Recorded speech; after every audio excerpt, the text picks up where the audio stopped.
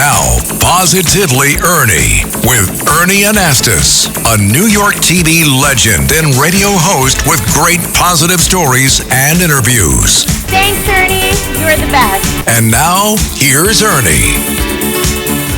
And welcome back to the show. We're happy to have a very special guest today. What can I say about her? I've known her a long time. I mean, she is everything. She is a celebrity chef. She's a TV host. She's an author, an entrepreneur. She's Lidia Bastianich. I'm so happy you're here. Give me your hands. Oh, Ernie. Oh, my goodness. Nice to see you. You know, this is like family. We've known each other for how many years? Don't even say it. All right, we'll leave it at that. My goodness. Many years. But you've been in the restaurant business, I mean, you know, like 50 years. 50 years. Congratulations to you. That's great. What an honor that is. It says a lot about you. Well, it takes stamina. You know what? I had a good time. It gave me a lot of satisfaction, and now the kids run it. Let them do it. Yeah, Tanya and Joe do a great job. Thank you. You do so much. I have so many things to talk to you about. Okay, we're going to talk about your restaurants and your books, and I have one right here. But I want to talk about, you know, you as a human being. You came to America in 1958. Correct. From Italy, and you're Italian, Slavic. You're kind of, what did you call yourself? A borderline case. A borderline case. I love that. But you really have, you know, so much. And you came here to the United States, went to New Jersey, and then ended up in Astoria. I mean, a Greek town for the most part, right? Yeah. I want to hear about, you were working for Christopher Walken's family bakery. Absolutely. Tell me about that. It was great. You know, I was 12 years old, started school, but about 14, you know, being an immigrant, money always, you know, you wanted to help the family. Sure. So I went to look for a weekend job after school, and I was only 14. Wow. I lied. I told them I was 16. I was always a big girl. And Paul Walken, who was the father, had this German bakery right on Broadway and 30th Street. Oh, yeah. No, it is. Right there. Sure. We lived across the street. And he hired me. He hired me Friday night, Saturday, and Sunday. And what were you doing? Well, I began with folding the boxes, packaging, bringing out the cake, and then ultimately I ended up being a sales girl. But I always gravitated towards the back with the bakers. I loved You loved going in the bakery? Yes, sir. Working with the workers? Absolutely. Well, that wasn't your first interest in food, though. You had an interest in food long before that, even before you were 14. It somehow it seems that, yeah, I was sort of, you know, way back. Now, you know, I was born in Istria, which is part of Croatia now, and that was Italy after World War II. Italy lost the war, and that part was given to communist Yugoslavia. So we were under communism for the first years of my life. And I was very close to Grandma. You know, she did all the food for the family, and I kind of helped her, a little runner. We had chickens, we had ducks, we had goats. I would milk the goats, the sort of the garden, you know, harvest, and help her cook. Wow. And so I began with food on a very rudimentary level. Oh, well, that's great. Yeah, and it remained in me, all those beautiful flavors, fresh, the seasonality of the flavors. And then my parents sort of didn't want to continue to raise us in that circumstance. Sure. We escaped back into Italy. And in Italy, being refugees, we ended up in a refugee camp. For 2 years, we stayed in a refugee camp in Italy. And I was put in a nuns' school. And where do you think I ended up? In the kitchen? So of course. To help to supplement my schooling, Wow. I would help the nuns peel the potatoes, the apples, and whatever. And great. so on. My story goes of Unbelievable. life around food. Lydia, let me ask you something, because, you know, I can speak for myself and other people. When you start with something early, I started at 13 years old. I was down in the basement playing radio. I had a little radio station. To this day, right now, you and me, together, I'm still downstairs. I'm 13 years old. There you go. Do you feel the same way? Do you think about your grandmother and all these early experiences? They all stay with you. You are sort of, as you grow in whatever industry you're passionate about, those first sort of installation of those flavors for me, of the smells, they stay with me. I always, when I cook, it comes to my memory. Oh, that's the flavor. That's what I want to do. It's there. It's there, Ernie. And so that's the connection. See, I think that's very important for a lot of young people who are listening to us right now, who are inspired and saying, this is Lidia Bastianich. I'd like to be like her. I wanted to talk about that a little bit, because we were talking before we came into the studio, and you said, when you're doing something good for people, and they recognize it, it makes you want to do even more. Talk about that a little bit. 50 years in restaurants, 25 years on public television, 16 books.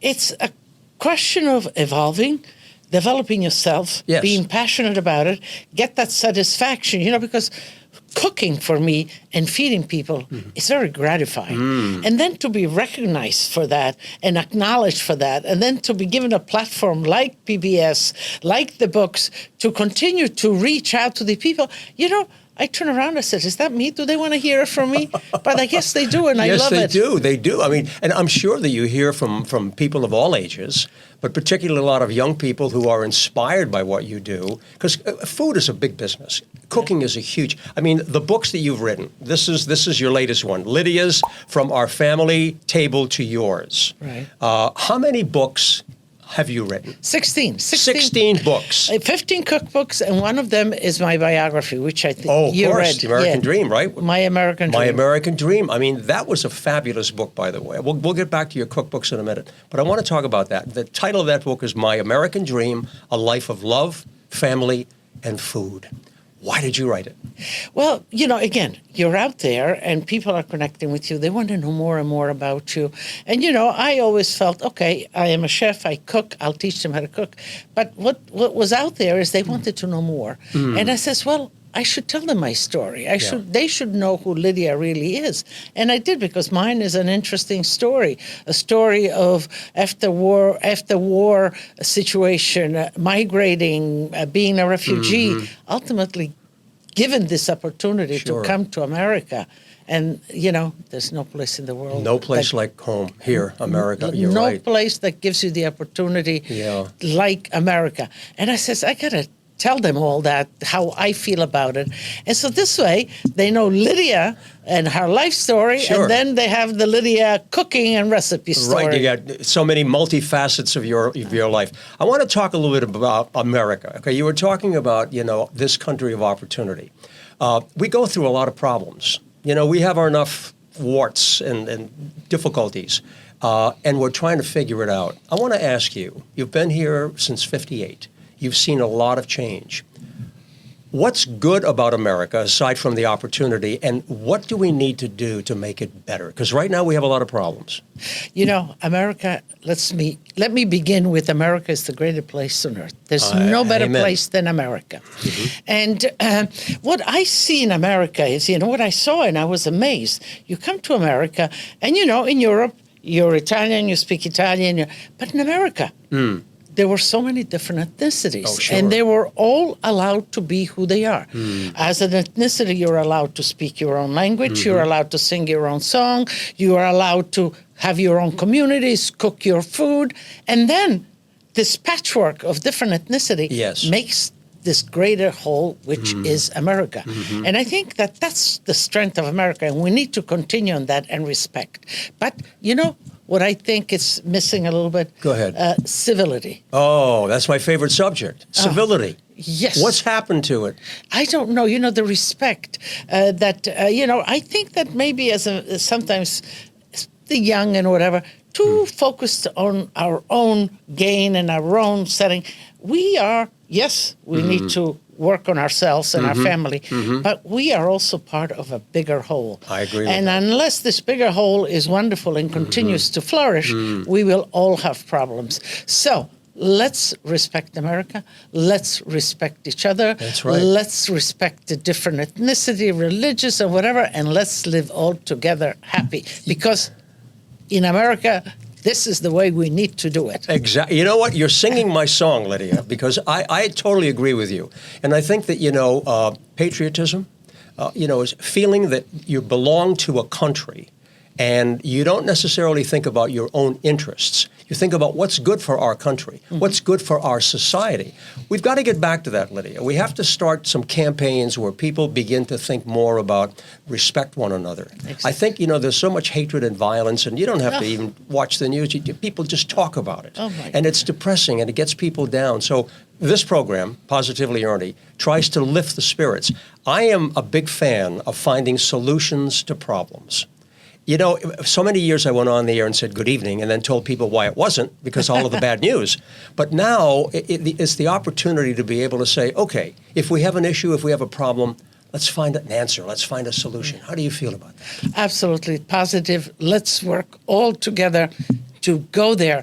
And, you know, you do your part. And if everybody can do their part in whatever field they're in, then maybe we will reach someplace. You know, another thing, Ernie, that I think is really, really important is education of our young people. Oh, sure. I think that education is the solution to a lot of these problems that we have. So let's make sure that the youngsters that come here, that are here, have the proper education.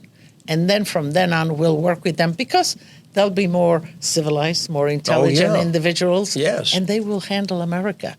Well, you know what? I love what you're saying. And I know you have two beautiful children, Tanya and Joe, and you know what it's like to be a parent. You know what it's like to be a mother, and how important it is to be able to have that opportunity to shape that child from a very early age. So home is very important, but education in the schools, because they spend a lot of time there, we need to be able to focus more on what we teach our kids in school. As they learn civility and respect and honesty, it makes for a better society. And that's what we're all looking for, isn't it? Absolutely. Yeah. We all want to live in peace. I mean, look at the situation. Look at the world. My mother was a teacher, and she always said that there's three things that form a child. Okay. It is the home, it is school, and it is the street. So, you know, going out there and living, coexisting with other people also gives you a sense of direction. So Sure. let's make that street safe and good and Safe positive. and good. You're absolutely right. And travel, you know, whether it's in our own country or other parts of the world, I think that's very important for a lot of young kids because they learn diversity. They learn about other cultures. They learn about history, and they learn to grow. I love quotations, and there's one that goes like this. Children don't know, so they want to learn. Adults think they know, and they don't want to learn.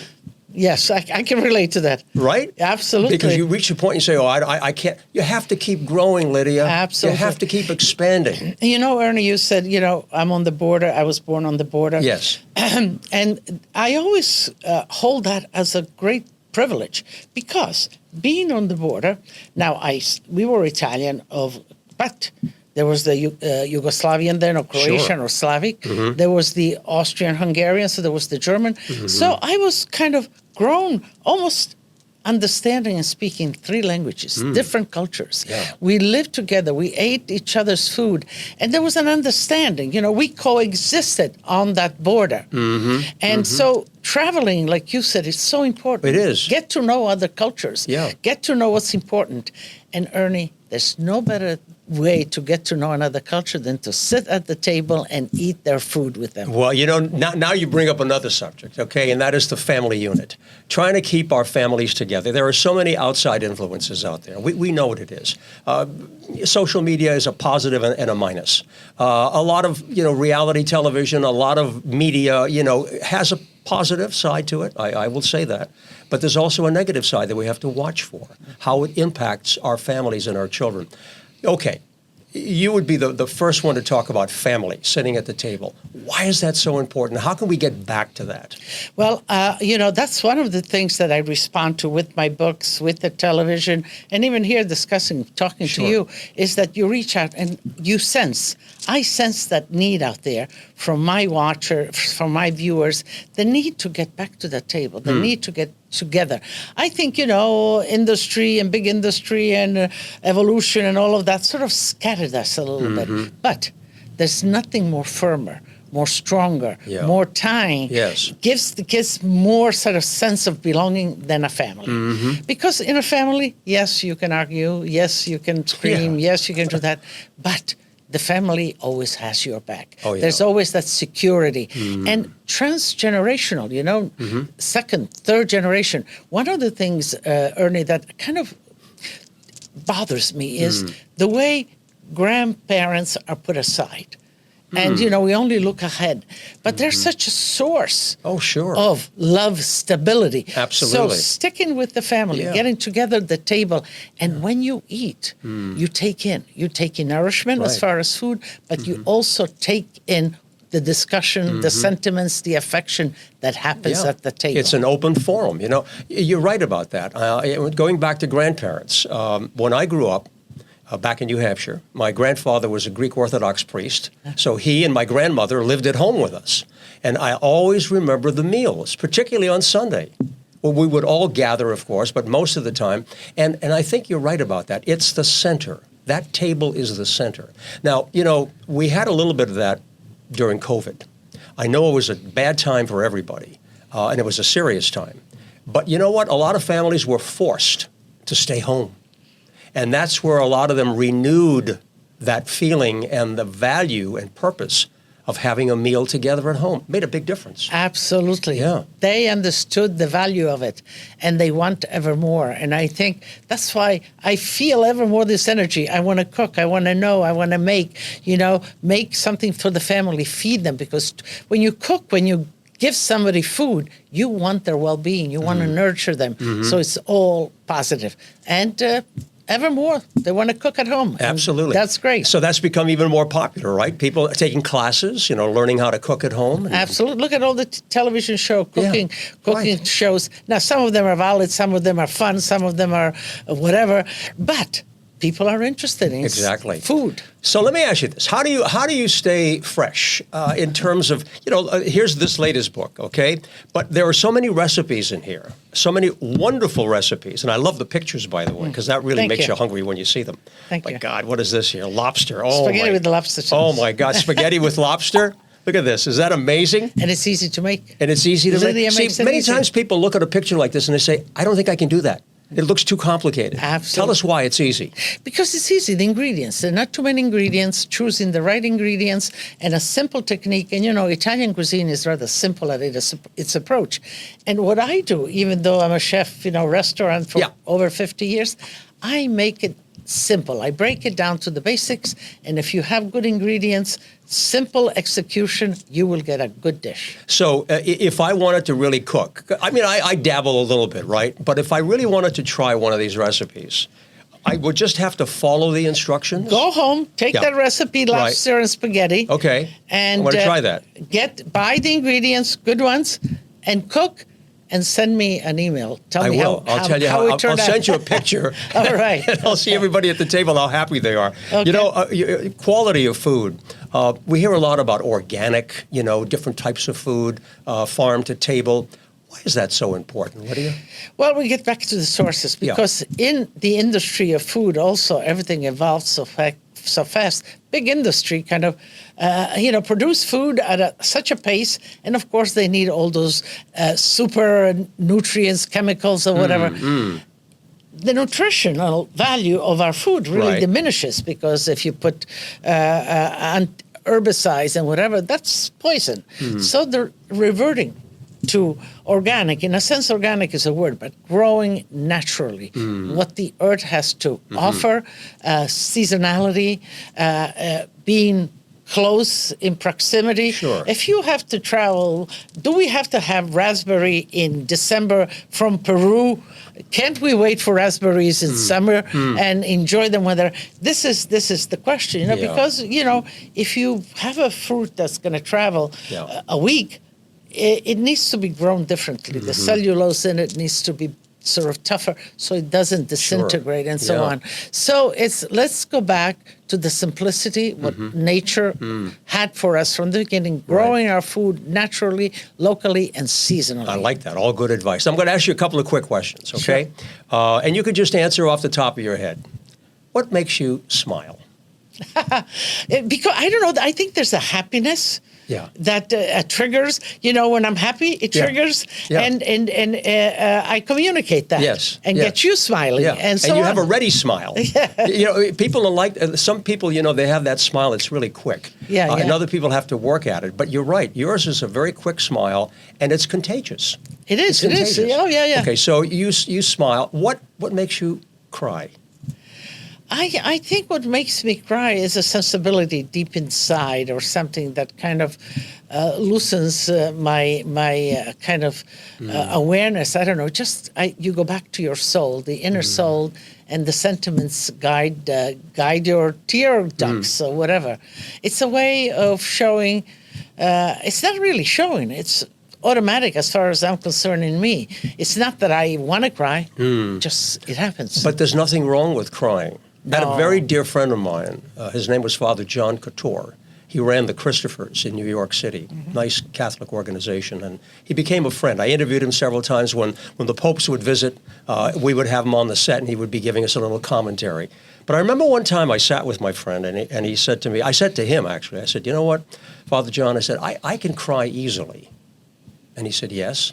I said, sometimes it bothers me. He said, why? I said, because, I feel that, I'm too sensitive. If I'm watching maybe a movie or someone tells me a story, if I see a homeless person, I'm moved to cry.